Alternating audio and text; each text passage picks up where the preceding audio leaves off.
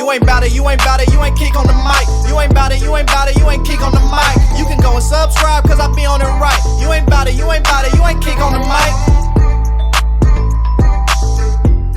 Hey, what's going on, Bears fans? We are back and ready for another pregame show as Chicago Bears are set to take on the Cleveland Browns in Week 15. But before we go any further with today's episode of Kick on the Mic, I have a little message for you, Bears fans. Check this out. Bears fans, I'm very excited to share this amazing book series with you, the Hawaiian State series, with the amazing goal to get kids to read a little bit more. With this series, you have 3 amazing books to read: Hawaiian State, Hawaiian Legacy, and Hawaiian Legend. This amazing series is a historical fiction based on the premise Hawaii remains independent but allies with America. And Bears fans, with the upcoming days off, it would be a perfect timing to keep the kids occupied and off their phones by reading a really good book. These books are truly amazing. Not only can they be enjoyed by all ages, but if teachers or parents buy a class set as a donation, they can actually contact the author of this book for free lessons. Bears fans, this is a great opportunity to buy a really good book series and to support a really good goal. And hey, after you're done reading this great series, go ahead and donate it to a local school or library to make sure everyone is able to get the opportunity to read this amazing series. The links for all 3 of these books will be in the description of this video. Trust me, Bears fans, you will not be disappointed. And as always, you guys, bear down. All right, Bears fans, we are back for the Week 15 matchup against the Cleveland Browns, and I'm once again joined by my co-host, Isaiah Fry. How you doing, Isaiah?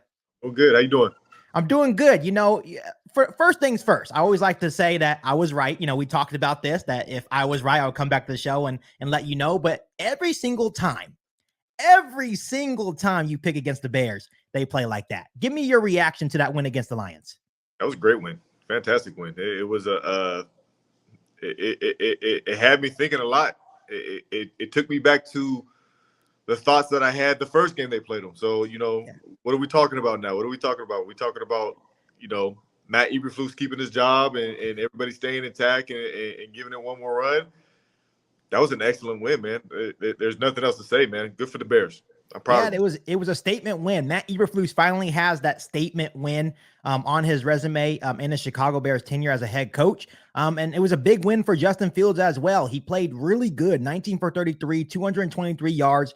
Added 58 yards on the ground, also had a rushing touchdown and a passing touchdown. And the big thing for Justin Fields is he played turnover-free football. And at the end of the day, all the Chicago Bears did is finish. We talked about it before that game. They just had to finish. Yeah, that's been their MO all year, is just not finishing. And when they're able to finish like they were last weekend, that's a good. They're a good team. You know what I mean? Call a spade a spade. They're a good team. So it was good to see them put it all together and come out with a statement win. Yeah, and I know, Isaiah, on last week's pregame show prior to the Lions game, I know you were talking about that was the only game you were really concerned about was the Detroit Lions. So how are you feeling now going into Cleveland? I think for the sake of me being terrible at picking people to win, I'm going to keep picking against them because it's working. You know what I mean? And it has nothing to do with their play because I think they're playing fantastic right now. So I'm looking for them, man, to come out with some dubs, man, and make a push here. You know, they're in a good spot. You know, I mean, is playoffs attainable? Maybe not. You know what I mean? It's tough to say, but that doesn't matter right now. The way they're playing ball, man, that's good stuff. And I hope that they're able to do it and then roll it on into next year.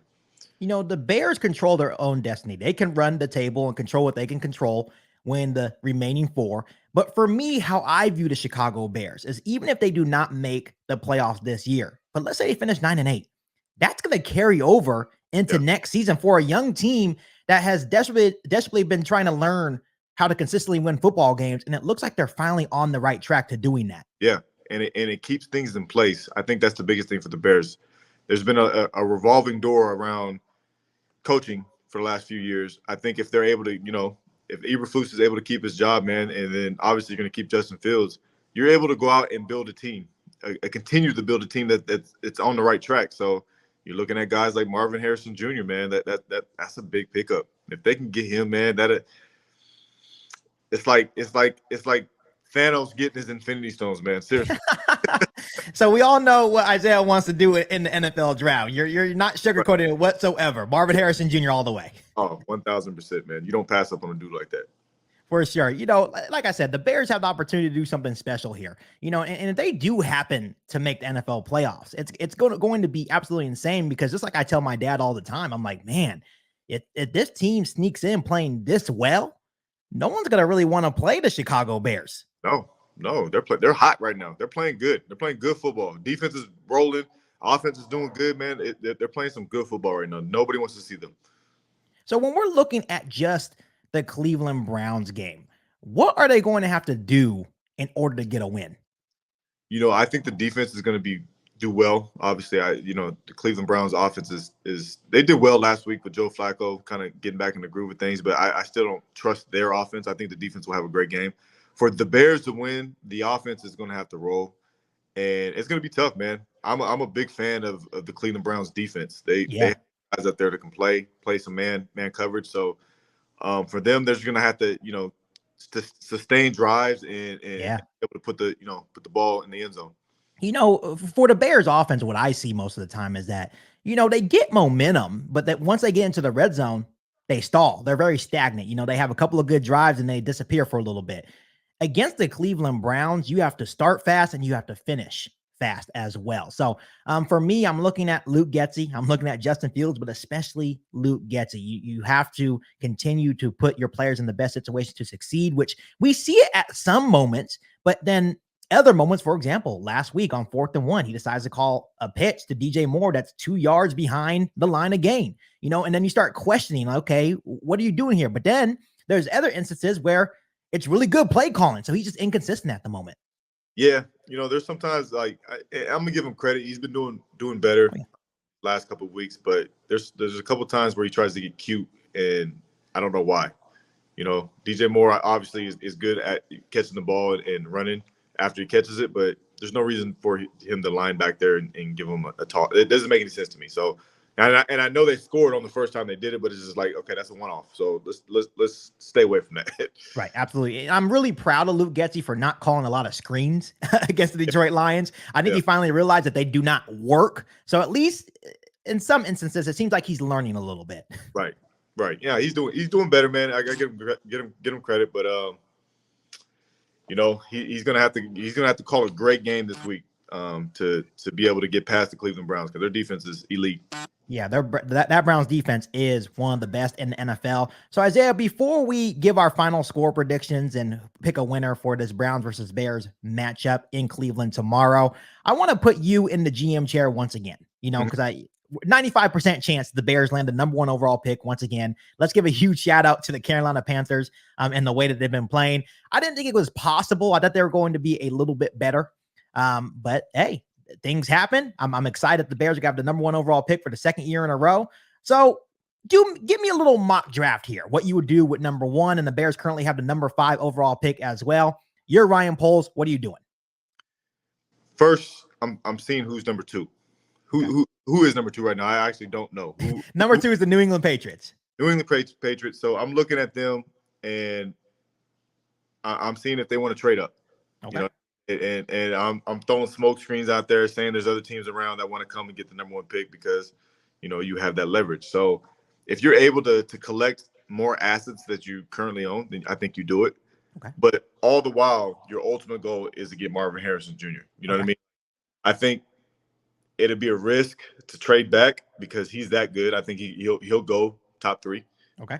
Automatically. But if you can't find any suitors that trade up for that number 1 pick, you pick him. Number 1, you get him immediately, and you don't even think about it. And I know it's a one-off. Everybody's gonna be like, "Oh, is it a wide receiver getting picked for?" I don't care.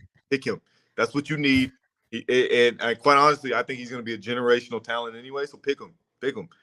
And then I think you go later in the draft with their number. What are they? 6. We're number 5 right now, I believe. 5. Gotcha. And I think you look at either another D lineman or O tackle. I think that's the best way to go. And from there, you got some things rolling if you go that route. Okay, I definitely love the idea. I actually did, a couple of trade scenarios I heard from another Bears content creator and listed off 5 scenarios for the number 1 overall pick. I'm going to list a couple of those to you right now. Starting off with the New England Patriots. You're very fond of trading back 1 spot. And I think we understand if we want Marvin Harrison Jr., you're not trading past number 3. Nope. Because after you trade past number 3, he's gone. He's not making it to number 4 or 5, right? So first scenario, and you're going to say yay or nay, why you wouldn't or why you would do it. Okay. Start with the New England Patriots. We trade back one spot. We get the number 2 overall pick. You recoup a second-round pick from the Montez Sweat trade, and you also get an extra 4th-round pick in this year's draft. Do you take that? Most definitely. Okay. Yeah. Okay. And because you get Marvin Harrison. Yeah. 100%. Yeah. Definitely. Okay. Trade number 2. We're talking about some quarterback needy teams here, right? So let's talk about the Las Vegas Raiders, a team that may be looking quarterback in NFL draft. Let's say they fall in love with Caleb Williams. They trade up to the number 1 spot. We get number 9 overall. I think they're number 10 overall actually right now. We get a 2nd-round pick this year and also Max Crosby and a 5th-round pick next year. Ooh, we got him thinking. Bears. He's like, Marvin Harrison, who? I would. You're accepting? I would accept it. Yes. And why are we accepting that? I'm accepting Max Crosby in a freaking heartbeat. Yes. With him and yes, definitely. 1,000%. So you're thinking at this point, hey, address wide receiver later on at this point. Yeah. I mean, I love Marvin Harrison, man, but Max Crosby is he's the real deal. And him and Montez Sweat, man, that's nasty. Ooh. Yeah, I definitely agree. I know a lot of Bears fans, when I posted that video yesterday, like, there's no way we're getting Max Crosby. That's the same thing the Carolina Panthers said about DJ Moore last offseason. So right. You never know, man. If that were to happen, yes, I would say yes. All right, trade number 3 for you is with the New York Giants. We get, obviously they get the number 1 overall pick. We get number 5 overall. I think they're number 6 overall. I think they're right behind the Bears right now. So number 6 overall, defensive tackle Dexter Lawrence. And I think a next year or this year 2nd-round pick. I like Dexter Lawrence, but I'm saying no to that. Okay. He's not as dynamic as like a Max Crosby to you. No, but he's good. He's a good player. Don't get me wrong. Player. Yeah.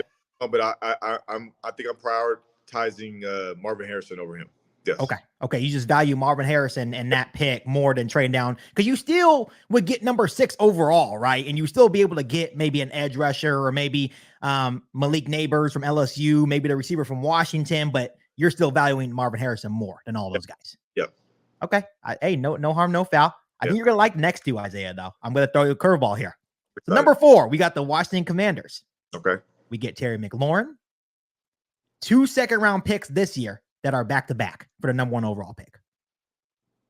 No. You're not taking that either. Not taking that. I like Scary Terry, man, but, I mean, let's be real about it. He's getting a little older. And, as much as, getting 2 second rounds is a good thing for the Bears, I just don't think that is worth losing out on a guy like Marvin Harrison Jr. But those 2nd-round picks are back-to-back. I think they're like 36 and 37 right now. It's good. Don't get me wrong. It's good. It's something to think about, but okay. It's just I don't see them. I don't see them having. I wouldn't do it. That would be no. Okay, I respect that. So the 5th and final trade, and these are blockbuster deals, and this one is probably the most unrealistic, but I think I would probably accept this in the heartbeat. We get DK Metcalf from the Seattle Seahawks and 3 first-round picks. So a 2024, 2025, and 2026 first-round pick for the Seattle Seahawks to move up to the number 1 overall spot. Automatically. I'm doing that. Yeah. Because, I look at DK and it's like, okay, he's a totally different type of wide receiver than DJ Moore. Yeah. And I think in your point, going back to Washington real quick, Terry McLaurin and DJ Moore are probably too similar. Right. In a way, right? Yeah. So I think when you look at DK, he's big, fast, physical. He can get the yards after the catch, but he can also get those jump balls as well. Yep. He's a complete package, right? So I think it's a no-brainer. Yeah, I would do that. I mean, 3 first round, yeah, you're automatically doing that. So what is your favorite trade out of all those 5? My favorite one is the one with Max Crosby.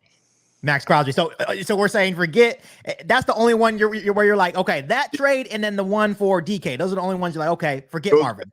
Yeah, if I had to put 1 and 2, those are 1 and 2, man. Those are really good trades. I'm a big fan of Max Crosby. I think him and Montez Sweat would legit wreak havoc on the D-line. Yeah. That's good.